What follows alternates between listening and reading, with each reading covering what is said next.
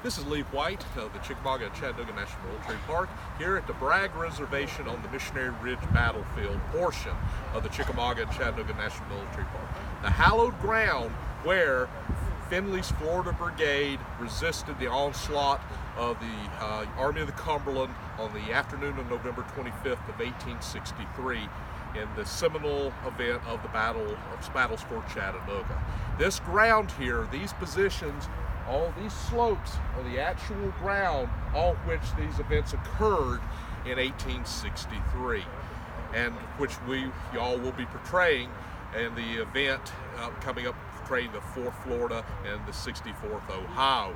Men that did fought and died on this very ground, which sadly today we have very little of left. Most of the Missionary Ridge battlefield has been developed, turned into private homes or subdivisions, and so we are only left with fragments today.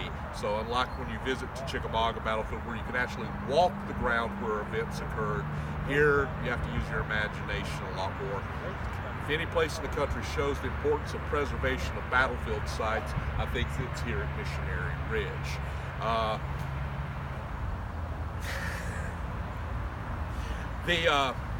The events that occurred here at the end of November of 1863 were very trying events. The assault up the ridge was one of the most physically demanding events that the Army of the Cumberland ever had. Clambering up the side of the ridge while under fire from the troops here on top, but it also was it also was a test of the endurance for the Confederate soldiers. Many of them were ordered to be pickets at the foot of the ridge, and then had to be withdrawn up the side in the face of this oncoming Union onslaught. So by the time they get here to the top of the ridge, they are physically exhausted. Many of them collapsing in the trenches, collapsing around the guns, while Union troops are coming up the ridge right behind them.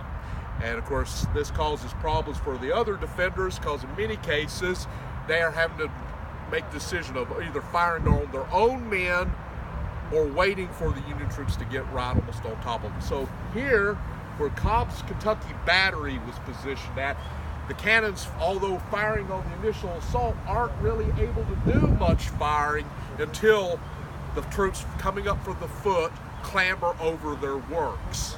And then the gunners really don't have time to do much other than take their implements and try to defend their cannon in a hand-to-hand struggle.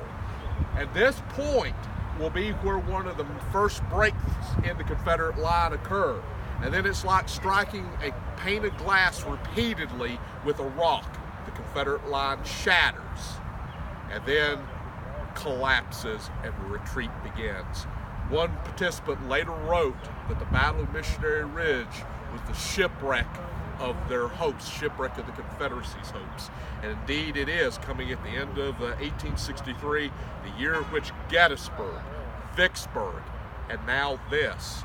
The gateway to the Deep South is now open, and it will be through this gateway that William T. Sherman will move his armies in 1864 on to Atlanta, and from Atlanta to the sea.